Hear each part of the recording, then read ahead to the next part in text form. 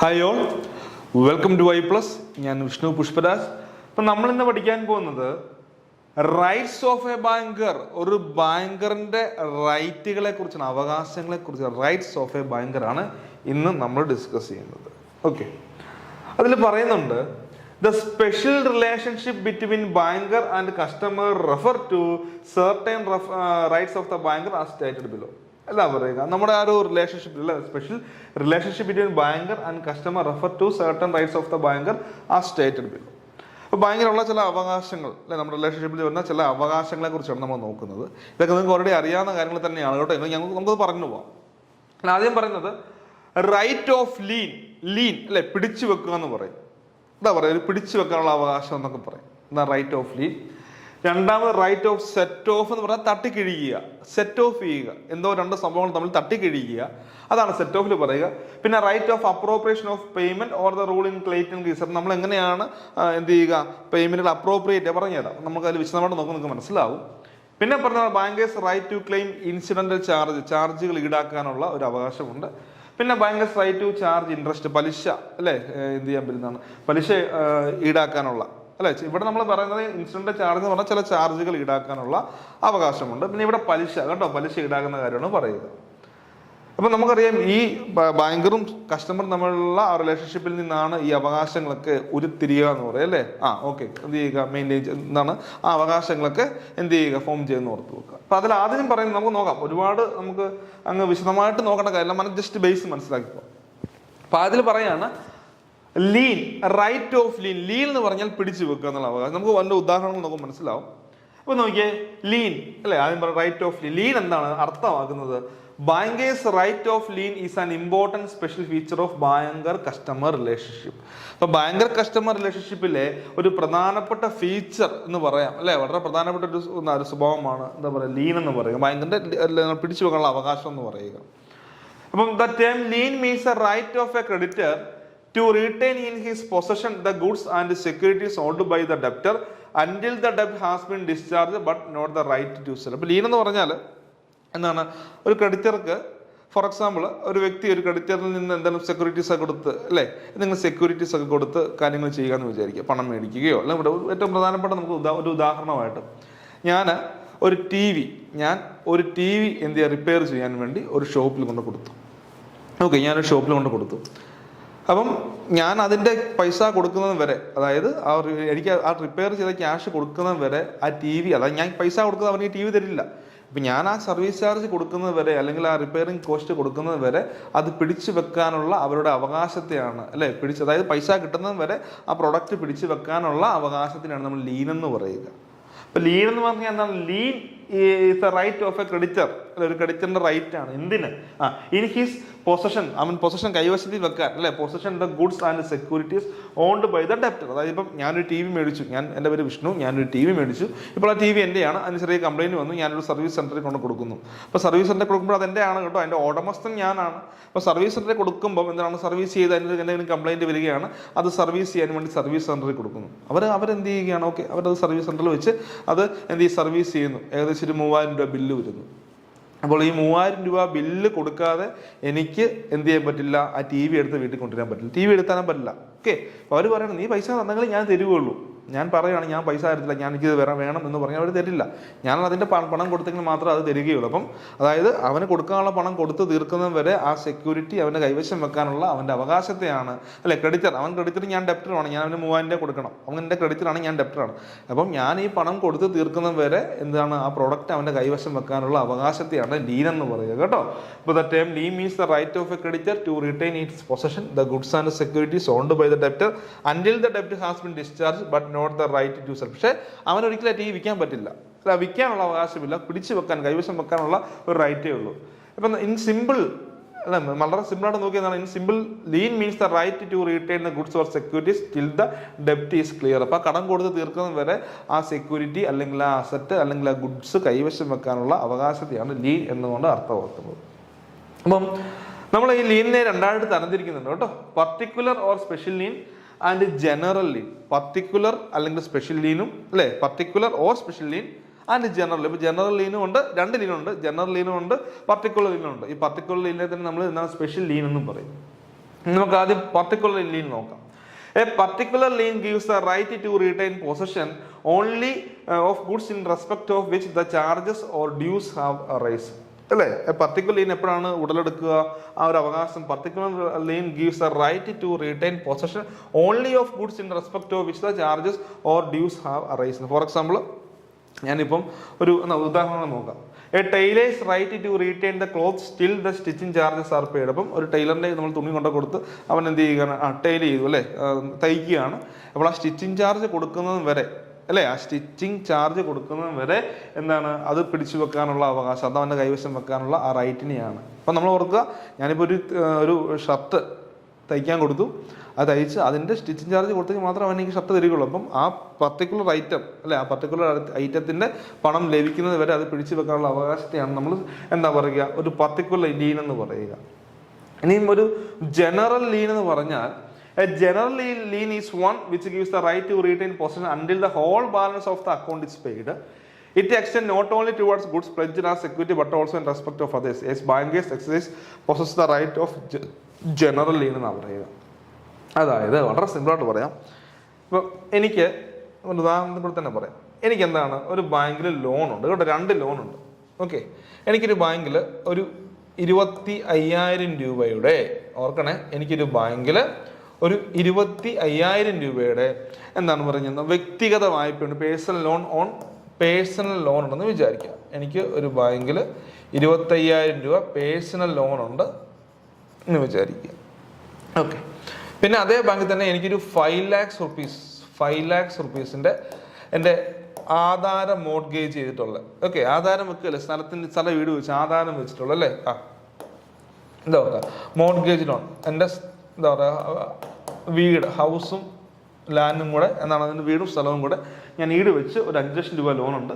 പിന്നെ എനിക്ക് 25,000 രൂപ പേഴ്സൺ കൂടെ, 25,000 വേണ്ട, ഒരു 50,000 ഉണ്ടായിരുന്നു. 25,000 കുറവല്ലേ, ഒരു വേണ്ട, ഒരു എത്ര 5 ലക്ഷം ഉണ്ട്, ഇത് 1 ലക്ഷം ഉണ്ടെന്ന് വിചാരിച്ചു.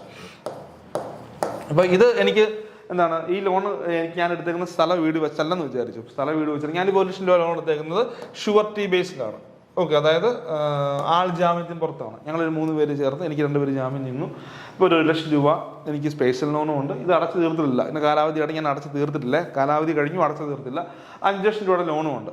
ഞാൻ എന്ത് ചെയ്യുകയാണ്, ബാങ്കിൽ പോയിട്ട് ക്ലിയർ ആയിട്ട് മനസ്സിലാക്കണം പറയുന്നത്, ഞാൻ ബാങ്കിൽ പോയിട്ട് 5 ലക്ഷം രൂപയുടെ ലോൺ അടച്ച് കംപ്ലീറ്റ് ചെയ്തു.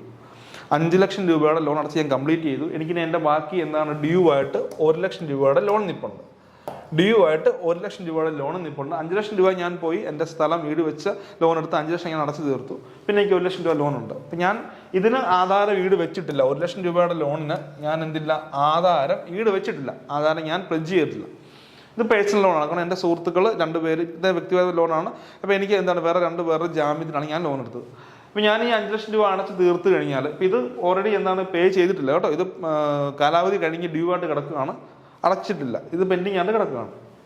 അപ്പോൾ ഞാൻ പോയിട്ട് പറയുകയാണ്, സാറേ എനിക്ക് 5 ലക്ഷം രൂപയുടെ ലോൺ ഞാൻ അടച്ച് തീർത്തു, അപ്പോൾ എനിക്ക് എൻ്റെ ആധാരം തരണമെന്ന് പറയും. കാരണം ഞാൻ ആധാരം വെച്ചെടുത്ത ലോണാണ്, അതിൻ്റെ പൈസ മൊത്തം ഞാൻ അടച്ച് തീർത്തു, എനിക്ക് ആധാരം തരണം. അപ്പം ബാങ്ക് പറയും, അയ്യോ അത് പറ്റത്തില്ലല്ലോ, 1 ലക്ഷം രൂപയുടെ ലോണോട് നിൽപ്പുണ്ട്, അത് നിനക്ക് എന്താണ് ഓവർ ഡ്യൂ ആണ്, നീ അടച്ചിട്ടില്ല, സോ നീ ഇത് അടയ്ക്കണം, അതും കൂടെ അടച്ചെങ്കിലേ ഞങ്ങൾ ആധാരം തരികയുള്ളൂ എന്ന് പറഞ്ഞാൽ എനിക്ക് അവിടെ കിടന്ന് അടി ഉണ്ടാക്കാനോ ഇടി ഉണ്ടാക്കാനോ ഒന്നും പറ്റില്ല അല്ലെ, ഉടക്കാൻ പറ്റുമോ? അത് പറഞ്ഞിട്ട് കാര്യമില്ല. ഞാൻ 5 ലക്ഷം രൂപ എടുത്തേക്കുന്ന ആധാരം വെച്ചാണ് ആ ലോൺ ഞാൻ തീർത്തു, ഇപ്പോഴേക്കും നിങ്ങൾ എനിക്ക് ആധാരം തരണം എന്നെനിക്ക് പറയാൻ പറ്റുമോ? പറയാൻ പറ്റില്ല. കാരണം ഇതൊരു ഇംപ്ലൈഡ് പ്ലെഡ്ജാണ്, ബാങ്കിൻ്റെ ഒരു അവകാശമാണ്. ഓക്കെ, ജനറൽ എന്ന് പറഞ്ഞാൽ ആ ഫുൾ എന്താണ് എല്ലാ ബാധ്യതകളും അടച്ചു തീർത്തിട്ട് ഈ ആധാരം തരികയുള്ളൂ. കാരണം ഈ ആധാരത്തിൽ പെടുന്നതല്ല 1 ലക്ഷം കേട്ടോ, ഇത് വേറെ ലോണാണെന്ന് വിചാരിക്കുക. പക്ഷെ എന്നാലും ബാങ്കിന് എന്ത് ചെയ്താൽ മതി, ആ 5 ലക്ഷം രൂപ ഞാൻ അടച്ചു തീർത്തെങ്കിലും എനിക്ക് ആധാരം തരണമെന്ന് നിർബന്ധമില്ല. ബാങ്ക് പറയാണ്, നീ ആ ലോണും കൂടെ അടച്ചു തീർത്തെങ്കിലും ഞങ്ങൾക്ക് തരികയുള്ളൂ എന്ന് പറഞ്ഞാൽ നമുക്ക് അവിടെ ഒന്നുമില്ല, ഒരു വോയിസും ഇല്ല, അത്രയേ ഉള്ളൂ കേട്ടോ. അപ്പോൾ ഞാൻ പറയുക, general lien is one give the right to retain possession until the whole balance of the account is paid. നമ്മുടെ എല്ലാ ലോണുകളും അടച്ചു തീർക്കണം, അങ്ങനെ പറയാം കേട്ടോ. നമ്മുടെ ബാധ്യമായിട്ട് നിൽക്കുന്ന എല്ലാം അടച്ചു തീർത്തെങ്കിൽ മാത്രമേ തരികയുള്ളൂ എന്ന് പറയാം. ഓക്കെ, അതായത് ഞാൻ 5 ലക്ഷം രൂപ ആധാരം പണയം വെച്ച ലോൺ അത് കംപ്ലീറ്റ് ചെയ്താലും എനിക്ക് ആധാരം തരണമെന്ന് ഒരു നിർബന്ധവുമില്ല. കാരണം എന്താണ്, തരത്തില്ല. കാരണം എനിക്ക് ഒരു 1 ലക്ഷം രൂപയുടെ ലോൺ പെൻഡിങ് ആണ്, അതും കൂടെ അടച്ചു തീർക്കാൻ അവർ പറയും. എന്നിട്ടേ തരുള്ളൂ. നമുക്ക് പറയാൻ പറ്റത്തില്ല, കാരണം അടിയുണ്ടാക്കാനൊന്നും പറ്റില്ല. ഞാൻ ഇത് വെച്ച് 5 ലക്ഷം രൂപ ഞാൻ ആധാരം വെച്ചെടുത്തു, ആധാരം ലോൺ ഞാൻ കംപ്ലീറ്റ് ചെയ്ത് തിരിച്ചു എന്ന് പറയാൻ പറ്റില്ലെന്ന് ഓർത്ത് പോകും കേട്ടോ. ഇപ്പോൾ ഒരു ബാങ്കിന്റെ ലോൺ എന്ന് പറയുന്നത് banker exercise possession the right of general lien. ഇപ്പോൾ ഒരു ബാങ്കിന്റെ അവകാശം എന്ന് പറഞ്ഞാൽ അതൊരു ജനറൽ ലീൻ ആണ് കേട്ടോ. ബാങ്കറിന്റെ അവകാശം ഒരു ജനറൽ ലീൻ ആണ്. അതുകൊണ്ട് നമ്മൾ ഇംപ്ലൈഡ് പ്ലഡ്ജ് എന്ന് പറയും കേട്ടോ. Implied pledge. Bankers lean is A general lean and bankers lean is A general lean and it is implied pledge എന്ന് ഓർത്ത് വെക്കുക. ഇംപ്ലൈഡ് പ്ലഡ്ജ് എന്ന് ഓർത്ത് വെക്കുക. ഓക്കെ, ഇനി അടുത്ത് പറയുന്നത് റൈറ്റ് ഓഫ് സെറ്റ് ഓഫ് ആണ്. തട്ടിക്കിഴിക്കുക. Right of set off. Right of set നമ്മൾ പഠിച്ചു തട്ടിക്കിഴിക്കുക എന്ന് പറയും. ഇപ്പോൾ ഒരു വ്യക്തിക്ക് ഫോർ എക്സാമ്പിൾ എനിക്ക് 10,000 രൂപ എൻ്റെ അക്കൗണ്ട് ബാലൻസ് ഉണ്ട്, ഞാൻ കുറച്ച് ലോൺ അടയ്ക്കാനുണ്ടെന്ന് വിചാരിക്കുക. അപ്പോൾ എനിക്ക് ബാങ്കിൽ കുറച്ച് പൈസ തരാനുമുണ്ട്, ഞാൻ ബാങ്കിന് അങ്ങോട്ടും കുറച്ച് പൈസ കൊടുക്കാനുണ്ടെങ്കിൽ ഇവ രണ്ടും കൂടെ എന്ത് ചെയ്യും, സെറ്റ് ഓഫ് ചെയ്യും. ഇവ രണ്ടും കൂടെ തട്ടിക്കഴിഞ്ഞാൽ അത്രേ ഉള്ളൂ. ഞാൻ ബാങ്കിന് കുറച്ച് പൈസ കൊടുക്കാണ്ട് ബാങ്ക് എനിക്കും കുറച്ച് പൈസ തരാനുണ്ടെങ്കിൽ ഇത് രണ്ടും കൂടെ തട്ടിക്കഴിക്കാം കേട്ടോ. സെറ്റ് ഓഫ് ചെയ്യാനുള്ള അധികാരമുണ്ട്. നോക്കിയേ, the expression set off means combining 2 accounts of the same customer. ഇപ്പോൾ ഒരേ വ്യക്തിയുടെ ഒരേ കസ്റ്റമറിന്റെ 2 അക്കൗണ്ട് തട്ടിക്കിഴിക്കുക, കമ്പൈൻ ചെയ്തതിനാണ് നമ്മൾ എന്ത് പറയുക, സെറ്റ് ഓഫ് എന്ന് അർത്ഥമാക്കുക. The expression set off means എന്താണ്, combining 2 accounts of the same customer. ഒരേ കസ്റ്റമറിന്റെ 2 അക്കൗണ്ടുകൾ തട്ടിക്കിഴിക്കുക, അതിനാണ് പറയുക കേട്ടോ. പറയുന്നുണ്ട് it is a mutual adjustment or arrangement between the banker and the customer. Okay, banker ക്രെഡിറ്ററായിട്ടും കസ്റ്റമർ ഡെപ്റ്ററാണ് വരുന്ന സാഹചര്യം കേട്ടോ. ബാങ്കറിന് നമ്മൾ പൈസ കൊടുക്കാനുണ്ട്, കസ്റ്റമർ ഡെപ്റ്ററാണ്. കസ്റ്റമർ ബാങ്കിന് പൈസ കൊടുക്കുന്ന സാഹചര്യത്തിലാണ് in respect of payment due to the creditor. പറയുകയാണ് set off may aptly be described as a right of a banker to appropriate the credit balance in one account in order to arrive at the net sum due. It is a statutory right which a banker is entitled to exercise in order to combine 2 accounts in the name of the same customer to recover the debts due by the customer. The banker adjusts the debit balance in one account with the credit balance in one account with the credit balance in another account കേട്ടോ. Okay, ഇവിടെ പറയാണ് for instance one of his customers account shown a debit balance. അതായത് ഒരു കസ്റ്റമറിന്റെ ഒരു അക്കൗണ്ടിൽ debit balance ആണ് 10,000 രൂപ debit balance. That means over draft. നമ്മൾ ബാങ്കിലേക്ക് 10,000 രൂപ കൊടുക്കാറുണ്ട്. അതിന്റെ മറ്റൊരു അക്കൗണ്ടിൽ another account shows A credit balance of ₹5,000. മറ്റൊരു അക്കൗണ്ടിൽ 5,000 രൂപയും കിടപ്പുണ്ട്. 5,000 രൂപ ബാലൻസും ഉണ്ട്. ഒരു അക്കൗണ്ടിൽ എന്താണ്, കസ്റ്റമറിന്റെ ഒരു അക്കൗണ്ടിൽ 10,000 രൂപ നമ്മൾ ബാങ്കിന് കൊടുക്കണം, ഓടിയായിട്ട് കിടക്കുകയാണ്. ഒരു അക്കൗണ്ടിൽ എന്താണ് 5,000 രൂപ ഡെപ്പോസിറ്റ് കിടപ്പുണ്ട്, ക്രെഡിറ്റ് ബാലൻസ് കിടപ്പുണ്ട്. Then the banker can adjust the credit balance of ₹5,000 against the debit balance by combining the 2 accounts and can claim the remaining amount of ₹5,000 only from the customer. Okay, പിന്നെ ഒരു കസ്റ്റമറിന് 2 account എന്ന് വിചാരിക്കുക. ഒരു കസ്റ്റമറിന് 2 account ഉണ്ട് അല്ലേ. ഇവ രണ്ടും കൂടെ തട്ടിക്കിഴിക്കാനുള്ള ബാങ്കറിന്റെ റൈറ്റിനെയാണ് എന്തെന്ന് പറയുക മക്കളെ, സെറ്റ് ഓഫ് എന്ന് പറയുക കേട്ടോ. അപ്പോൾ the expression set off means combining 2 accounts of the same customer. ഒരേ കസ്റ്റമറിന്റെ ആയിരിക്കണം. It is a mutual adjustment അല്ലെങ്കിൽ അറേഞ്ച്മെന്റ് എന്ന് പറയാം. അപ്പോൾ പറയാണ്, നോക്കിയേ ക്ലിയർ ആണെന്ന് ഞാൻ വിചാരിക്കുന്നത്. Banker adjust the debit balance in one account with the credit balance in another account അല്ലേ, with the credit balance in another account. For instance ഉദാഹരണം പറയുകയാണ്, ഒരു കസ്റ്റമറിന്റെ അക്കൗണ്ടിൽ 10,000 രൂപ debit balance, that means OD ആയിട്ട് കിടക്കുകയാണ്. എന്നാൽ അതേ കസ്റ്റമറിന്റെ മറ്റൊരു അക്കൗണ്ടിൽ എന്താണ് 5,000 രൂപ എന്താണ് ക്രെഡിറ്റ് ബാലൻസ് ഡെപ്പോസിറ്റും കിടപ്പുണ്ടെങ്കിൽ ബാങ്കർക്ക് ഇത് രണ്ടും കൂടെ തട്ടിക്കിഴിച്ചിട്ട് 5,000 രൂപ മാത്രം അല്ലേ, 5 രൂപ തട്ടിക്കിഴിച്ചു. ഇനി എത്ര തന്നാൽ മതി, ബാങ്ക് ഇങ്ങോട്ട് 10 കിട്ടാനുണ്ട്, അങ്ങോട്ട് 5 ഡെപ്പോസിറ്റും കിടപ്പുണ്ട്. ഇവർ രണ്ടോട് തട്ടിക്കഴിച്ചാൽ ഇനി 5,000 രൂപ കസ്റ്റമറോട് പറഞ്ഞാൽ മതി, ഇനി 5,000 രൂപ തന്നാൽ മതി, 5,000 രൂപ ഞാൻ ഇവിടെ നിന്ന് എടുത്ത് തട്ടിക്കിഴിച്ച് സെറ്റ് ഓഫ് ചെയ്ത് വെച്ചിട്ടുണ്ടെന്ന് പറയാം, കമ്പൈൻ ചെയ്തിട്ടുണ്ടെന്ന് പറയാം കേട്ടോ. ഓക്കെ, ഇനി കണ്ടീഷൻ നോക്കാം. ഇപ്പോൾ എല്ലാ സാഹചര്യത്തിലും the banker can exercise set off subject to the following condition. താഴെ പറയുന്ന ആ ഒരു കണ്ടീഷൻസ് സാറ്റിസ്ഫൈ ചെയ്യുന്നുണ്ടെങ്കിൽ, പാലിക്കുന്നുണ്ടെങ്കിൽ മാത്രമേ നമുക്ക് ഈ റൈറ്റ് എക്സർസൈസ് ചെയ്യാൻ പറ്റുള്ളൂ. ഒന്നാമത്തെ, the account must be in the same name of the customer and in the same right capacity. അപ്പം അക്കൗണ്ട് മസ്റ്റ് ബി സെയിം, കസ്റ്റമറിന്റെ 2 അക്കൗണ്ട് എന്നാണ്, കസ്റ്റമറിന്റെ അതേ പേരിലായിരിക്കണം കേട്ടോ, ഒരേ കസ്റ്റമറിന്റെ തന്നെ 2 അക്കൗണ്ട് ആയിരിക്കണം. പിന്നെ പറയാണ് the right is in respect of ഡെപ്റ്റ് ഡ്യൂ ഓൺലി. നമുക്ക് എന്തെങ്കിലും, അതായത് ബാങ്കിന് എന്തെങ്കിലും കടമായിട്ട് ഇങ്ങോട്ട് കിട്ടാനുണ്ടെങ്കിൽ മാത്രം, ബാങ്ക് ഒരു ക്രെഡിറ്റർ ആകുന്ന സാഹചര്യത്തിൽ മാത്രമേ എന്ത് ചെയ്യാൻ പറ്റുകയുള്ളൂ, right in respect of due only, അതായത് നിലവിലുള്ള ആ കടത്തിന് മാത്രമേ എന്ത് ചെയ്യാൻ പറ്റുകയുള്ളൂ, നമുക്ക് സെറ്റ് ഓഫ് ചെയ്യാൻ പറ്റുകയുള്ളൂ. ഇപ്പോൾ അവൻ 5,000 രൂപ കടം ഉള്ളൂ എന്ന് വിചാരിക്കുക, അങ്ങനെ അതിന് മാത്രമേ ചെയ്യാം. നിലവിൽ എത്ര കടമാണോ നിൽക്കുക, നിലവിൽ എത്രയാണോ കടം നിൽക്കുന്നത് അതിന് മാത്രമേ പറ്റുകയുള്ളൂ. അല്ല ഫ്യൂച്ചർ കടത്തിന് ബാങ്ക് ഓർക്കുകയാണ്, ഇപ്പോൾ അവന് എന്താണ് ബാങ്കിലേക്ക് അവരൊരു 5,000 രൂപ തരാനുണ്ട്, അവൻ്റെ അക്കൗണ്ടിൽ അല്ലേ ഒരു ഓടിയായിട്ട് 5000 ഒരു അക്കൗണ്ടിൽ കിടപ്പുണ്ട്, മറ്റൊരു അക്കൗണ്ടിൽ ഒരു 10000 കിടപ്പുണ്ടെങ്കിൽ 5000 മാത്രമേ ഇങ്ങോട്ട് തട്ടിക്കഴിക്കാൻ പറ്റുകയുള്ളൂ കേട്ടോ. അല്ലെങ്കിൽ ഇവനിനി ഭാവിയിൽ 10000 15000 വരുന്ന ഓർത്ത് അവൻ്റെ ക്രെഡിറ്റ് മൊത്തം കൊണ്ട് എടുക്കാൻ പറ്റില്ല. ഓക്കെ, അപ്പം നിലവിൽ എത്രയാണോ കടം അതുമായിട്ട് മാത്രം, നിലവിലെ ഡ്യൂ എത്രയാണോ അതുമായിട്ട് മാത്രമേ തട്ടിക്കഴിക്കാൻ പറ്റുകയുള്ളൂ എന്ന് ഓർത്ത് പോകുക. പിന്നെ പറയുന്നത് എമൗണ്ട് ഓഫ് ഡെപ്റ്റ് must be certain and undisputed. അവൻ്റെ കടം അവൻ ഇങ്ങോട്ട് തരാനുള്ള ബോഡിയൊക്കെ ആയിരിക്കുമല്ലോ, അവൻ ഇങ്ങോട്ട് തരാനുള്ള ആ കടം ഡെപ്റ്റ് എത്രയാണ് സർട്ടൈൻ കറക്റ്റ് ആയിരിക്കണം. ഓക്കെ, സർട്ടൈൻ ആയിരിക്കണം ആൻഡ് അൺഡിസ്പ്യൂട്ടഡ്, അതിലൊരു തർക്കം ഉണ്ടാകാൻ പാടില്ല. എമൗണ്ട് കറക്റ്റ് ആയിരിക്കണം, സർട്ടൻ ആയിരിക്കണം, എത്രയാണെന്നുള്ള തുക കറക്റ്റ്, ഇത്ര ഏകദേശം ഒന്നും പറഞ്ഞാൽ കണക്കല്ല, കറക്റ്റ് പ്രോപ്പർ തുക എത്രയാണെന്നും ഉണ്ടായിരിക്കണം. പിന്നെ അത് എന്താണ് തർക്കരഹിതമായിരിക്കണം കേട്ടോ. ഓക്കെ, തർക്കം അൺഡിസ്പ്യൂട്ടഡ് എന്ന് പറഞ്ഞാൽ തർക്കം ഉണ്ടാകാത്തതായിരിക്കണം, അത് കറക്റ്റ് ആയിരിക്കണം. പിന്നെ പറയാണ് there should not be any agreement express or implied to the contrary. ഇവിടെ എന്താ should not be any agreement, ഇവർ അഗ്രിമെന്റ് ഉണ്ടാകാൻ പാടില്ല കേട്ടോ. Okay, there should not be any agreement express or implied to the contrary. പിന്നെ പറയാണ് the right cannot be exercised after the garnishee order has been passed by the court. ഇപ്പം ഏതെങ്കിലും സാഹചര്യത്തിൽ garnishee order, കോടതി garnishee order പാസ്സാക്കി കഴിഞ്ഞെങ്കിൽ ഇത് ഉപയോഗിക്കാം. ഈ റൈറ്റ് നമുക്ക് എന്ത് ചെയ്യാൻ പറ്റില്ല, നമുക്ക് എക്സർസൈസ് ചെയ്യാൻ പറ്റില്ല. അപ്പം ഗാർണിഷി ഓർഡർ എന്ത് പറയുകയാണ്, the right cannot be exercised after the garnishee order has been passed by the court. അപ്പോൾ കോടതി ഗാർണിഷി ഓർഡർ പാസ്സാക്കുന്നതിന് മുമ്പേ ചെയ്യാൻ പറ്റുള്ളൂ. ഗാർണിഷി ഓർഡർ പാസ്സായി കഴിഞ്ഞാൽ പിന്നെ അക്കൗണ്ടിൽ എന്ത് ചെയ്യും, നമ്മൾ ഫ്രീസ് ചെയ്യും, അതിലെടുത്ത് ചെയ്യാൻ പറ്റില്ല കേട്ടോ. അപ്പം അത്തരം കാര്യങ്ങൾ ഓർത്ത് വെച്ചേക്കുക. അടുത്താണ് automatic right of set off കേട്ടോ. Automatic right of set off, അതായത് ചില സാഹചര്യങ്ങളിൽ നമുക്ക് പെട്ടെന്ന് ഓട്ടോമാറ്റിക്കായിട്ട് സെറ്റ് ഓഫ് ചെയ്യാൻ പറ്റുന്ന കാര്യങ്ങളാണ് പറയുക. Banker's right to set off arise automatically under the following circumstances on the death, insanity or insolvency of the customer. മരണപ്പെടുകയോ അല്ലെങ്കിൽ ഇൻസോൾവെന്റ് ആവുന്ന സാഹചര്യത്തിൽ ഓട്ടോമാറ്റിക്കായിട്ട് നമുക്ക് സെറ്റ് ഓഫ് ചെയ്യാം. പിന്നെ പറയുന്നത് on the insolvency of the partner of the firm or on the winding up of A company. എന്താണ് ഒരു ഫേമിൻ്റെ പാർട്ണർ ഇൻസോൾവെന്റ് ആകുകയോ പാപ്പരാകുകയോ അല്ലെങ്കിൽ എന്താണ് ആ കമ്പനി വൈൻഡിങ് അപ്പ് ചെയ്യുന്ന സമയത്തോ നമുക്ക് എന്ത് ചെയ്യാം, ഓട്ടോമാറ്റിക്കായിട്ട് സെറ്റ് ഓഫ് ചെയ്യാം. പിന്നെ പറയണം on the receipt garnishee order. Garnishee order ഒക്കെ ചെയ്യുന്ന സമയത്ത് ഓട്ടോമാറ്റിക്കായിട്ട് സെറ്റ് ഓഫ് ആയി പോകും കേട്ടോ, ഓട്ടോമാറ്റിക് സെറ്റ് ഓഫിലേക്ക് പോകും. പിന്നെ പറയാണ് on receiving notice of assignment of A customers credit balance. അതായത് എന്തെങ്കിലും കസ്റ്റമർ ക്രെഡിറ്റ് ബാലൻസുമായിട്ട് ബന്ധപ്പെട്ട് എന്തെങ്കിലും നോട്ടീസ് നമുക്ക് ലഭിക്കുമ്പോൾ, എന്തെങ്കിലും കാര്യങ്ങൾ ഇത് അസൈൻ ചെയ്ത് കൊടുക്കണമെന്ന് പറയുമ്പോൾ, ഏതെങ്കിലും കാരണവശാൽ നമുക്കിത് അസൈൻ ചെയ്ത് മറ്റാർക്കെങ്കിലും അസൈൻ ചെയ്ത് കൊടുക്കണം എന്ന് പറയുമ്പോൾ ഓട്ടോമാറ്റിക്കായിട്ട് സെറ്റ് ഓഫ് ചെയ്യും കേട്ടോ. ഓക്കെ, പിന്നെ പറയാണ് on receive notice of second mortgage over the security charge to the banker. നിലവിൽ ലോണിലിരിക്കുന്ന ആ സെക്യൂരിറ്റീസിന് മറ്റൊരു ലോൺ കൊടുക്കുന്ന സാഹചര്യത്തിലും ഓട്ടോമാറ്റിക്കായിട്ട് സെറ്റ് ഓഫിലേക്ക് പോകും എന്ന് ഓർത്ത് പോകുക. നിങ്ങൾ ഇത്ര മനസ്സിലാക്കി വെച്ചാൽ മതി. ഇപ്പം എന്താണ് സെറ്റ് ഓഫ് എന്ന് പറഞ്ഞാൽ തട്ടിക്കിഴിക്കുക, ഒരു ക്രെഡിറ്റും ഡെബിറ്റും കൂടെ തമ്മിൽ തട്ടിക്കിഴിക്കുക എന്ന് മാത്രം ഓർത്ത് വെച്ചേക്കുക. ഇനി അടുത്താണ് എന്താണ് right of appropriation of payment. ഇപ്പൊ ഈ ക്ലേറ്റൺ റൂൾ വളരെ പ്രധാനപ്പെട്ടാണ്. Clayton rule, right of appropriation of payment, എങ്ങനെയാണ് പേയ്മെന്റുകൾ അപ്രോപ്രിയേറ്റ് ചെയ്യുക എന്നുള്ളതാണ്. പറയാണ് the expression appropriation of payment means adjusting the payment towards the ഡെപ്റ്റ്. ഇപ്പോൾ ഒരാൾക്ക് ഇത് പ്രധാനപ്പെട്ടായിട്ട് നമ്മൾ ഉദ്ദേശിക്കുന്നത്, ഒരു ബാങ്കിൽ ഒരാൾക്ക് കുറേ അധികം ഡെപ്റ്റുകളുണ്ട്. ഇപ്പം എനിക്ക് ഒരേ ബാങ്കിൽ തന്നെ ഒത്തിരി കടങ്ങളുണ്ട്. എന്താണ്, ചില 1 ലക്ഷത്തിൻ്റെ ലോൺ കാണാം, അല്ലെങ്കിൽ മറ്റൊരു രീതിയിൽ 2 ലക്ഷത്തിൻ്റെ ലോൺ കാണാം, 3 ലക്ഷത്തിൻ്റെ ലോൺ കാണാം, പല ഡെപ്റ്റുകളുണ്ട്.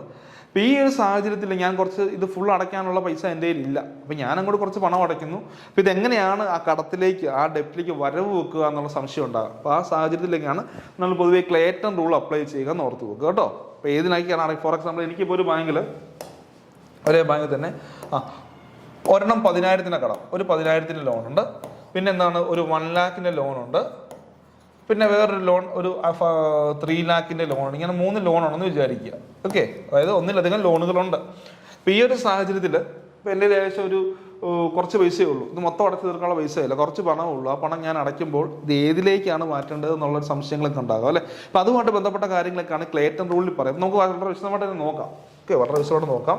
The rule in Clayton case, the expression appropriation of payment means adjusting the payment towards the debt when a debtor owes several distinct debt to a creditor. അതായത് ഒരു ഡെപ്റ്റ് ഒരാൾ ഒരു ക്രെഡിറ്ററിന് തന്നെ, ഫോർ എക്സാമ്പിൾ ബാങ്കിനെ ക്രെഡിറ്റർ ആക്കാം അല്ലേ. ഒരു ഡെപ്റ്റർ എന്ത് ചെയ്യുക, സെവറൽ ഡിസ്റ്റിങ്ക്ട് ഡെപ്റ്റ് ടു എ ക്രെഡിറ്റർ, അതായത് വ്യത്യസ്തമായ ലോണുകൾ, എന്താണ് ഡിസ്റ്റിങ്ക്ട് വേണം, അല്ലാതെ ഇത് കണ്ടിന്യൂസ് അല്ല. എന്താണ്, വ്യത്യസ്തമായ ലോണുകൾ ഒരു ക്രെഡിറ്ററിൻ്റെ നിന്ന് മേടിച്ചിട്ടുണ്ടെങ്കിൽ, അല്ലെങ്കിൽ ക്രെഡിറ്റർക്ക് വ്യത്യസ്തമായ ലോണുകളുടെ പണം അടയ്ക്കേണ്ട സാഹചര്യം നോക്കി, and makes a a payment not sufficient to clear discharge all the liability. അതായത് എല്ലാം ഫോർ എക്സാമ്പിൾ ഞാൻ പറഞ്ഞു 1 ലക്ഷത്തിന്റെ ലോണ്, 10,000 ലോണ്, 2 ലക്ഷം ലോൺ, ഇതെല്ലാം കൂടെ കൊടുക്കാനുള്ള ഒരു പ്രശ്നമില്ല, ഒരുമിച്ച് കൊടുത്ത് എല്ലാം സെറ്റ് ചെയ്യാം. പക്ഷേ എനിക്ക് കുറേ വ്യത്യസ്തമായ ലോണുകളുണ്ട്, പക്ഷേ ഇത് മൊത്തത്തിനേക്കും ലൈബിലിറ്റി തീർക്കാനുള്ള പണം എൻ്റെ ഇല്ല, എൻ്റെ കുറച്ച് പൈസയേ ഉള്ളൂ, കുറച്ച് പണം ഉള്ളെങ്കിൽ എന്താണ്, അതെങ്ങനെയാണ് നമ്മളവിടെ ആ ഒരു അപ്രോപ്രിയേഷൻ വരിക എന്നുള്ളതാണ് കേട്ടോ, നമുക്ക് നോക്കാം. ഓക്കെ, ഇപ്പോൾ അവിടെ ചോദ്യം ഉൾപ്പെടും, which ഡെപ്റ്റ് or ഡെപ്റ്റ് the payment is to B adjusted or appropriate. അപ്പോൾ കുറേ ലോണുകളുണ്ട്, കുറച്ച് പൈസ അടയ്ക്കാനുള്ളൂ, ഞാൻ ഇനി ഇത് ഏതിലേക്ക് അടയ്ക്കും അല്ലേ, ഏതിലേക്ക് അടയ്ക്കും എന്നുള്ള ഒരു ചോദ്യം ഉണ്ടാവും അല്ലേ. പറയുകയാണ്, similarly when the customers take more than one loan he owes to the bank different debt. Same സംഭവം തന്നെ, ബാങ്കിൽ നിന്ന് കുറേ ലോൺ എടുത്തു, കുറേ വ്യത്യസ്തമായ ലോണുകളുണ്ട്. അപ്പോൾ പണം അടയ്ക്കുമ്പോൾ ഇത് ഏതിലേക്ക് വരവ് വെക്കണം അല്ലെ, ഏതിലേക്കാണ് ഈ പണം അടയ്ക്കേണ്ടതെന്നുള്ള സംശയം വരുമ്പോൾ അവിടെ നമ്മൾ എന്തൊക്കെയാണ് ചെയ്യുക? എനിക്ക് later the customer take more than one loan he owes. Okay, അപ്പോൾ ഇങ്ങനെ നമുക്ക് ഇതിലേക്ക് ഇങ്ങനെ കാര്യങ്ങൾ വരുമ്പോൾ ഇവിടെ പ്രധാനപ്പെട്ട 3-4 കാര്യങ്ങൾ നമുക്ക് ഡിസ്കസ് ചെയ്യാനുണ്ട്. എങ്ങനെയാണ് സാധാരണ രീതിയിൽ കാര്യങ്ങൾ പറയുകയാണ് റൂൾ ഇൻ ക്ലേറ്റൺ റൂൾസിനും വളരെ പ്രധാനപ്പെട്ടതായിട്ട് പറയുന്നുണ്ട്. ക്ലേറ്റൺ റൂൾ ഒരു കേസായിരുന്നു കേട്ടോ, ആ കേസിന്റെ വിധിയിൽ പറയുന്ന കാര്യമാണ്. ഇപ്പം പറയാം, നമുക്ക് ആദ്യം നോക്കാം. ഓക്കെ, ഫോർ എക്സാമ്പിൾ ഒരു ഡെപ്റ്റർ കാരണം നമുക്ക് ഇങ്ങനെ കണക്ക് കൂട്ടാം. ഞാനൊരു ഉദാഹരണങ്ങൾ നിങ്ങൾക്ക് പറഞ്ഞുതരാം, വളരെ നമ്മൾ ചുമ്മാ വായിച്ചു വിടേണ്ട കാര്യമില്ല. ഒരാൾക്ക് ഫോർ എക്സാമ്പിൾ എൻ്റെ പേര് വിഷ്ണു. ഓക്കെ, എനിക്കൊരു ബാങ്കിൽ നിന്ന് 10K 10,000 രൂപയുടെ ലോണുണ്ട്, പിന്നെ എന്താണ് 1 ലക്ഷം രൂപയുടെ ലോണുണ്ട്, പിന്നെ ഒരു 3 ലക്ഷം രൂപയുടെ ലോൺ ഉണ്ടെന്ന് വിചാരിക്കുക കേട്ടോ. 3 ലക്ഷം രൂപയുടെ ലോൺ ഉണ്ടെന്ന് വിചാരിക്കുക. ഒരു ബാങ്കിൽ തന്നെ വ്യത്യസ്തമായ 3 ലോണുകളുണ്ട്. 10,000-ൻ്റെ ഉണ്ട്, 1 ലക്ഷത്തിൻ്റെ ഉണ്ട്, 3 ലക്ഷത്തിൻ്റെ ഉണ്ട്. അപ്പോൾ ഇത് മൊത്തം അടച്ചു തീർക്കാൻ പൈസ ഉണ്ട്, അവിടെ ഒരു പ്രശ്നവും പ്രശ്നമില്ല, കാരണം കൊടുക്കുന്നു, എല്ലാം അടച്ചു തീർക്കും. പക്ഷേ എൻ്റെ ഇത് ഫുള്ള് കൊടുക്കാനുള്ള പൈസ ഇല്ലെന്ന് വിചാരിക്കുക. അപ്പം ആദ്യം പറയുന്നുണ്ട്, when the debtor intimates against what debt or debt the payment is to be appropriated adjusted, the creditor has to adjust appropriate accordingly. അപ്പൊ ഞാനൊരു 50,000 രൂപ ഒരു 50K കൊടുത്തിട്ട് ഞാൻ അങ്ങ് പറയുകയാണ്, ഞാൻ തരുന്ന ഈ 50,000 രൂപ ഈ 1 ലക്ഷത്തിലേക്ക് നിങ്ങൾ വരവ് വെച്ചേക്കുക, 1 ലക്ഷത്തിലേക്ക് നിങ്ങൾ അടച്ചേക്കുക എന്ന് പറയുകയാണ് കേട്ടോ. മക്കളെ ഓർക്കണം, എന്താണെന്ന് ചോദിച്ചാൽ ഞാൻ 10,000 രൂപയുടെ ലോണുണ്ട്, 1 ലക്ഷത്തിന്റെ ലോണുണ്ട്, 3 ലക്ഷത്തിന്റെ ലോണുണ്ട്. അപ്പം ഞാനൊരു 50,000 രൂപ എൻ്റെ കൊടുക്കാനുള്ള 50,000 കൊടുത്ത് ഞാൻ ബാങ്കിനോട് പറയുകയാണ്, ഈ 50,000 രൂപ 1 ലക്ഷം ഈ ലോൺ ഉണ്ടല്ലോ, ഈ ലോണിലേക്ക് വരവ് വെക്കാൻ പറയുകയാണ്, ഈ ലോണിലേക്ക് നിങ്ങൾ അടയ്ക്കാൻ. അങ്ങനെ ഒരു എന്താ പറയുക, ഒരു ഓർഡറോ അല്ലെങ്കിൽ അങ്ങനെ ഞാനൊരു ഇൻസ്ട്രക്ഷൻ നൽകിയാൽ ബാങ്ക് വേറെ ഒന്നും ചിന്തിക്കേണ്ട, ബാങ്ക് എന്ത് ചെയ്താൽ മതി, ഈ 50,000 രൂപ ഈ 1 ലക്ഷം രൂപ 1 ലക്ഷത്തിൻ്റെ ലോണിലേക്ക് വരവ് വെച്ചാൽ മതി. ക്ലിയർ അല്ലേ? മനസ്സിലായാലും ഞാൻ 50,000 രൂപ കൊടുത്തിട്ട് ഞാൻ പറയുകയാണ് നിങ്ങൾ ഈ ലോണിൽ തന്നെ വരവ് വെക്കാൻ അങ്ങനെ ഒരു ഇൻസ്ട്രക്ഷൻ നൽകിയാൽ എന്താണ് സെക്ഷൻ 59 പ്രകാരം പറയുന്നുണ്ട്, അത് അതിലേക്ക് തന്നെ വരവ് വെക്കണം, അതിലേക്ക് തന്നെ എന്ത് ചെയ്താൽ മതി, ആ ലോൺ വരവ് വെച്ചാൽ മതി എന്ന് പറയുകയാണ്. ക്ലിയർ അല്ലേ? സംശയമൊന്നുമില്ലല്ലോ? ക്ലിയർ അല്ലേ? അപ്പം അങ്ങനെ ഏതെങ്കിലും ഡെപ്റ്ററുടെ അനുമതി, ഡെപ്റ്റർ പറയുക ഒരു നിർദ്ദേശം നൽകുകയാണെങ്കിൽ ആ നിർദ്ദേശം പാലിക്കണം, അതിലേക്ക് തന്നെ വരവ് വെക്കണം. ഇനി പറയാം, when the debtor making payment does not indicate as to appropriation the circumstances so implies that the payment is to be appropriated against a particular debtor. Okay, ഉദാഹരണമായിട്ട് ഇനി അവിടുത്തെ സാഹചര്യങ്ങൾ നോക്കി. ഫോർ എക്സാമ്പിൾ ഞാൻ അടുത്ത കാര്യം ഞാൻ പറഞ്ഞുതരാം കേട്ടോ, അടുത്ത വളരെ പ്രധാനപ്പെട്ട കാര്യം. ഉദാഹരണം സാഹചര്യം നോക്കി അടയ്ക്കുന്ന കാര്യമാണ്. എനിക്ക് 10K 1 lakh 3 lakh എന്ന് വിചാരിക്കുക, 3 ലോണാണല്ലോ ഉള്ളത്. അപ്പം ഞാൻ എന്ത് ചെയ്യുകയാണ്, ബാങ്കിലേക്ക് ഞാൻ ഈ ഇൻറ്റിമേഷൻ കൊടുക്കുന്നില്ല, നിങ്ങൾ ഇന്ന ലോണിലേക്ക് അടയ്ക്കാൻ പറയുന്നില്ല, ഈ ഒരു ലോണിലേക്ക് നിങ്ങൾ അടയ്ക്കൂ എന്ന് ഞാൻ പറഞ്ഞില്ല. പക്ഷെ ഞാൻ ഇവിടെ എന്ത് ചെയ്യുകയാണ്, ഒരു 10K ആണ് കൊടുക്കുന്നത് വിചാരിക്കും. ഞാൻ നേരത്തെ 50 കൊടുത്തപ്പോഴാണ് 50 കൊടുത്തിട്ട് ഞാൻ പറഞ്ഞു നിങ്ങൾ അതിലേക്ക് അടയ്ക്കാൻ പറയുമ്പോൾ അതിലേക്ക് അടച്ചു. ഇപ്പം ഞാൻ ഇവിടെ നോക്കി ഒരു 10K കൊടുക്കുകയാണ്, 10,000 രൂപ ഞാൻ ആ ബാങ്കിലേക്ക് അടയ്ക്കുകയാണ്. പക്ഷെ ഞാൻ ഏത് ലോണിലേക്ക് അടയ്ക്കണമെന്ന് പറഞ്ഞില്ല. അപ്പം ഇവിടെ സാഹചര്യം വെച്ച് തന്നെ ഇത് എങ്ങോട്ട് അടച്ചു പോകും, ഇത് 10,000 എന്ന് പറഞ്ഞ ലോണിലേക്ക് അടച്ചു പോകും.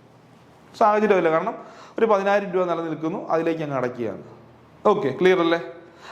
അല്ലെങ്കിൽ ഫോർ എക്സാമ്പിൾ ഏതെങ്കിലും ലോൺ പ്രോപ്പർ ഡ്യൂ ആയിട്ട് നിൽക്കുകയെന്ന് വിചാരിക്കുക, പ്രോപ്പർ ഡ്യൂ ആയിട്ട് നിൽക്കുക, ഞാൻ കുറച്ച് പൈസ അടയ്ക്കുന്നു, ഒരു പ്രോപ്പർ ഡ്യൂ ആയിട്ട് നിൽക്കുന്നു, അവർ അതിലേക്ക് അത് അടയ്ക്കും. ഓക്കെ, അപ്പം നമ്മൾ ഓർക്കേണ്ടത് ഞാൻ അവിടെ ഒരു നിർദ്ദേശം, ഒരു ഡയറക്ഷൻ നൽകിയിട്ടുണ്ടെങ്കിൽ അത് അതിലേക്ക് അടക്കണം. ഏത് ലോണിലേക്ക് അടക്കണം എന്ന് പറഞ്ഞ നിർദ്ദേശം നൽകിയിട്ടുണ്ടെങ്കിൽ അതിലേക്ക് അടയ്ക്കണം. ഇനി ഞാൻ അങ്ങനെ നിർദ്ദേശം നൽകുന്നില്ല എന്നുണ്ടെങ്കിൽ അവിടെ സാഹചര്യം നോക്കി അടക്കണം, സർക്കംസ്റ്റാൻസസ് എന്ന് പറയും. അതായത് ഞാൻ 10,000 രൂപ കൊടുത്തു, എനിക്ക് 10,000 ലോണുണ്ട്, 1 ലോണുണ്ട്, 3 ലക്ഷത്തിന്റെ ലോണുണ്ട്. അപ്പോൾ ഈ 10,000 രൂപ കൊടുത്തു കഴിഞ്ഞാൽ ഓട്ടോമാറ്റിക്കായിട്ട് ആ സാഹചര്യം നോക്കുമ്പോൾ ഇതൊരിക്കലും 1-ലേക്കോ 3-ലേക്കോ അടയ്ക്കാൻ പറ്റില്ല അല്ലേ. സാധാരണ അവർ 10,000-ലേക്ക് അടയ്ക്കും. ഇപ്പോൾ 2 കണ്ടീഷൻ മനസ്സിലായില്ലേ? നിർദ്ദേശം കൊടുത്താൽ നിർദ്ദേശാനുസരണം, അല്ലെങ്കിൽ സാഹചര്യം നോക്കി അടയ്ക്കണമെന്ന് പറയുക. ഓക്കെ, ഒരു സാഹചര്യം നോക്കി അടയ്ക്കണമെന്ന് പറയുക. അത് തന്നെ വേറെ മറ്റൊരു രീതി പറയുകയാണെങ്കിൽ, example the payment may imply appropriation towards a ഡെപ്റ്റ് which is about to be barred by limitation period. അപ്പോൾ കാലാവധി കഴിഞ്ഞ ലോൺ, മറ്റൊരു ഉദാഹരണമായിട്ട് പറയുകയാണെങ്കിൽ, ഞാൻ കുറച്ച് പൈസ അടയ്ക്കുന്നു, 3 ലോൺ ഉണ്ട്, അതിലൊരു ലോണിൻ്റെ കാലാവധി കഴിയാറായി. ഓക്കെ, അതിൻ്റെ ഒരു കാലാവധി കഴിയാറായെങ്കിൽ അതിലേക്ക് അടയ്ക്കുക എന്ന് വിചാരിക്കുക. അത് ആ ഒരു സർക്കംസ്റ്റൻസ് നോക്കി ചെയ്യുക. അപ്പോൾ ഒന്നാമത്തെ നിർദ്ദേശം, രണ്ടാമത്തെ അവിടുത്തെ സാഹചര്യം നോക്കി. ഇനിയും പറയാണ്, when the debtor does not indicate as to appropriation, the creditor has a discretion to appropriate the payment against any debt including the time barred but not disputed one. എന്നിനി പറയുകയാണ്, പൈസ കൊടുക്കുന്നു, ഞാൻ എന്ത് ചെയ്യുകയാണ്, പണം കൊടുക്കുകയാണ്. ഈ പണം കൊടുക്കുന്ന സമയത്ത് എന്ത് ചെയ്യുകയാണ്, ഞാൻ നിർദ്ദേശം കൊടുക്കുന്നില്ല. പക്ഷെ നമുക്ക് സാഹചര്യം നോക്കി അവിടെ ഒന്നും ചെയ്യാനും പറ്റുന്നില്ല.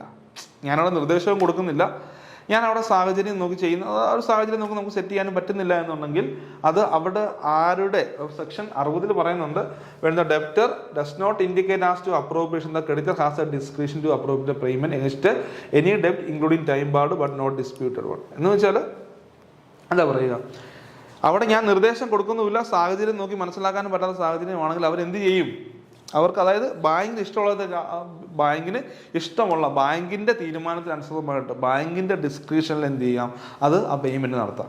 ഓക്കെ, അവിടെ ആരുടെ ഡിസ്ക്രിപ്ഷനാണ് നോക്കുക, അവിടെ ബാങ്കിൻ്റെ ഡിസ്ക്രിപ്ഷനാണ് കേട്ടോ. അപ്പം ഞാനിവിടെ ഞാൻ കുറച്ച് പൈസ അങ്ങോട്ട് ബാങ്കിലേക്ക് ഇടുന്നുള്ളൂ, ഞാൻ വേറെ ഒന്നും ചെയ്യുന്നില്ല. ഈ ഒരു സാഹചര്യത്തിൽ നമുക്ക് ആ സർക്കംസ്റ്റൻസ് നോക്കാനും പറ്റുന്നില്ല എന്ന് ഓർത്ത് നോക്കുക. ആ ഒരു സാഹചര്യത്തിൽ എന്താണ്, ആ ഒരു സാഹചര്യത്തിൽ ബാങ്കിൻ്റെതായിട്ടുള്ള രീതിയിൽ ബാങ്കിന് എവിടെയാണോ അടയ്ക്കണമെന്ന് തോന്നുക, ആ ബാങ്കിൻ്റെ ഡിസ്ക്രിപ്ഷൻ ഉപയോഗിച്ച് അതിൽ പേയ്മെൻറ്റ് നടത്തണമെന്നാണ് സെക്ഷൻ 60 കേട്ടോ, കോൺട്രാക്ട് ആക്ടിലെ സെക്ഷൻ 60 പറയുന്നത്. ഓക്കെ, കോൺട്രാക്ട് ആക്ട് സെക്ഷൻ 60 പറയുന്ന ഓർത്ത് നോക്കുക. ഇനി അടുത്തതാണ്, അപ്പോൾ ഇതാണ് നമ്മുടെ കണ്ടീഷൻ കേട്ടോ. 3 കണ്ടീഷൻ പഠിച്ചു. ആദ്യത്തെ കണ്ടീഷൻ നിർദ്ദേശം കൊടുക്കുന്നു, നിർദ്ദേശത്തിനനുസൃതമായിട്ട് അടയ്ക്കുന്നു. രണ്ടാമത്തെ സാഹചര്യം നോക്കി അടയ്ക്കുന്നു. മൂന്നാമത്തെ എന്താണ്, ബാങ്കിൻ്റെ ഡിസ്ക്രിപ്ഷൻ ഉപയോഗിക്കാം. ഇനി 4ാമത്തെ കേസ് പറയുകയാണ്, where neither of the parties appropriates. അതായത് ഇവിടെ അപ്രോപ്രിയേറ്റ് ചെയ്യാൻ വേണ്ടി ബാങ്ക് മുൻകൈ എടുക്കുന്നില്ല, കസ്റ്റമറും പറയുന്നില്ല. കസ്റ്റമർ ഇന്ന ലോണിലേക്ക് അടയ്ക്കാനും പറയുന്നില്ല, സർക്കംസ്റ്റൻസും പറയുന്നില്ല, പിന്നെ ബാങ്ക് രണ്ടുപേരും മുൻകൈ എടുക്കുന്നില്ല എന്നുണ്ടെങ്കിൽ, രണ്ടുപേരും ഒന്നും പറയുന്നില്ല അല്ലെ, രണ്ടുപേരും പറയുന്നില്ലെങ്കിൽ നോക്കിയേ, the payment shall be applied to discharge the debt including time barred once in chronological order in order of the time. If the debt are of equal standing, the payment shall be appropriated proportionally. എന്ന് വെച്ചാൽ വളരെ സിമ്പിളായിട്ട് ആദ്യം എടുത്ത loan ഏതാണോ അതിലേക്ക് അടയ്ക്കുക. Clear ആയോ? ക്രോണോളജിക്കൽ ഓർഡർ എന്നാ പറയുക, ക്രോണോളജിക്കൽ ഓർഡർ. ഓക്കെ, ആ ഓർഡർ നോക്കി ചെയ്യുക, ക്രോണോളജിക്കൽ ഓർഡർ. ഇതാണ് ക്ലേറ്റൺ റൂളിൽ വളരെ വിശദമായിട്ട് പറയുന്ന കുറച്ച് സംഭവങ്ങൾ കേട്ടോ. ഓക്കെ, ഇതാണ് ക്രോണോളജിക്കൽ ഓർഡർ. നമ്മൾ ക്ലേറ്റൺ റൂൾസ് വളരെ വിശദമായി മനസ്സിലാക്കണം. അവിടെ ഏറ്റവും ഇമ്പോർട്ടൻ്റ് ആയിട്ട് കഴിഞ്ഞ എക്സാമിന് നിങ്ങളോട് ചോദിച്ച ഒരു ചോദ്യം, ക്രോണോളജിക്കൽ ഓർഡറിൽ ക്ലേറ്റൺ റൂളിൽ എങ്ങനെയാണ് പേയ്മെന്റ് എന്ന് ചോദിച്ചാൽ, ആദ്യം എടുത്തതിലേക്ക് ആദ്യം അടയ്ക്കുക. ഒരു ക്രോണോളജിക്കൽ ഓർഡർ, ആദ്യം എടുത്ത ലോണിലേക്ക് ആ വരുന്ന പൈസ ആദ്യം അടയ്ക്കാമെന്ന് ഓർത്തു. അതാ പറയുക, whether neither of the parties appropriate, അതായത് ബാങ്കും അപ്രോപ്രിയേറ്റ് ചെയ്യുന്നില്ല, ബാങ്കും അതിന് അപ്രോപ്രിയേറ്റ് ചെയ്യാൻ മുൻകൈ എടുക്കുന്നില്ല, കസ്റ്റമർ എന്ത് ചെയ്യുന്നില്ല, അവൻ അവരുടെ നിർദ്ദേശങ്ങൾ നൽകുന്നില്ല എന്നുള്ളത് നോക്കുക. The payment shall be applied to discharge ഡെപ്റ്റ് including time barred ones in, ഇങ്ങനെയാണ് chronological order, that is in order of time. സമയത്തിന് ആദ്യം എടുത്തതിലേക്ക് ആദ്യത്തെ ഡെപ്റ്റിലേക്ക് ആദ്യം പൈസ അടയ്ക്കുക. ഇപ്പം 3 ഡെപ്റ്റാണ്, 3 കടമുണ്ടെന്ന് വിചാരിക്കുക. ഇതിൽ ഏത് ലോണാണോ അവൻ ആദ്യം എടുത്ത് അതിലേക്ക് വരുന്ന പണം അടച്ചുവിടുക. അങ്ങനെ ക്രമമായിട്ട് ചെയ്യുക എന്നാണ് പറയുന്നത് കേട്ടോ. അതാണ് ക്രോണോളജിക്കൽ ഓർഡർ. ഇഫ് ദ ഡെപ്റ്റ് ആർ ഓഫ് ഈക്വൽ സ്റ്റാൻഡിങ്, എല്ലാ ഡെപ്റ്റിലെ ഈക്വൽ ഒരുപോലെ ആണെങ്കിൽ payment shall be appropriate proportionally. അപ്പോൾ പ്രോപ്പറായിട്ട് നമ്മൾ പ്രൊപ്പോർഷനായിട്ട് അതിലേക്ക് അടയ്ക്കുക. ആദ്യം എടുത്തിലേക്ക് ആദ്യം അടയ്ക്കുക. അത്രയും കാര്യങ്ങൾ ഓർത്ത് കൊടുക്കുക കേട്ടോ. ഇനി പറയാണ്, bankers right to claim incidental charge. നോക്കിയേ, every customer is expected or supposed to maintain a minimum balance with his account. അപ്പം നമ്മൾ എപ്പോഴും എന്ത് ചെയ്യണം, ഒരു മിനിമം ബാലൻസ് നമ്മുടെ ബാങ്ക് അക്കൗണ്ടിൽ കീപ്പ് ചെയ്യണം അല്ലെ, ഒരു മിനിമം ബാലൻസ് കീപ്പ് ചെയ്യണം. നമ്മൾ അതിൽ കീപ്പ് ചെയ്യാൻ പരാജയപ്പെടുകയാണെങ്കിൽ, if he fails to do so, നമ്മളത് അവിടെ പരാജയപ്പെടുകയാണ്, അങ്ങനെ മിനിമം ബാലൻസ് നമ്മൾ കീപ്പ് ചെയ്യുന്നില്ല, അങ്ങനെ പരാജയപ്പെടുകയാണെന്ന് നോക്കിയാൽ, the banker may impose or collect certain incidental charges for this purpose. അപ്പം നമ്മുടെ മിനിമം ബാലൻസ് ഇല്ലെങ്കിൽ എന്ത് ചെയ്യും, അവർ ഒരു ചാർജ്, മിനിമം ബാലൻസ് കീപ്പ് ചെയ്യാത്തതിൻ്റെ ഒരു ചാർജ് അവർ ഈടാക്കുന്ന ഓർത്ത് നോക്കുക. Similarly the banker may collect charges four issuing the statement of accounts the customers account. അപ്പോൾ നമ്മൾ എന്താ പറയുക, ഒരു മിനിമം ബാലൻസ് കീപ്പ് ചെയ്യണം. അങ്ങനെ മിനിമം ബാലൻസ് കീപ്പ് ചെയ്യുന്നില്ലെങ്കിൽ അതിനൊരു ചാർജ് പിടിക്കും. അതുപോലെ നമുക്ക് തരുന്ന സ്റ്റേറ്റ്മെന്റുകൾ പിന്നെ മറ്റ് ചെറിയ ചെറിയ സർവീസ് ചാർജുകളൊക്കെ ഈടാക്കാനുള്ള റൈറ്റ് ബാങ്കിനുണ്ട് കേട്ടോ. അതിനെതിരെ പോയിട്ടൊന്നും നമ്മൾ കയറി തർക്കം ഉണ്ടാകാൻ പോകരുത്. കാരണം നമുക്ക് സ്റ്റേറ്റ്മെന്റ് തരുന്നു, അതുപോലെ തന്നെ നമ്മൾ മിനിമം ബാലൻസ് കീപ്പ് ചെയ്തില്ലെങ്കിൽ അതിന് ചാർജ് പിടിക്കുന്നു, പിന്നെ ആനുവൽ ചാർജ്, അങ്ങനെ ഇങ്ങനെയൊക്കെ കുറേശ്ശെ ചാർജൊക്കെ പിടിക്കാനുള്ള ഒരു റൈറ്റ് ബാങ്കിനുണ്ടെന്ന് വിചാരിക്കുക. ഇനിയാണ് banker's right to charge interest. എന്താ banker's right to charge interest നോക്കിയേ, പറയുന്നുണ്ട്.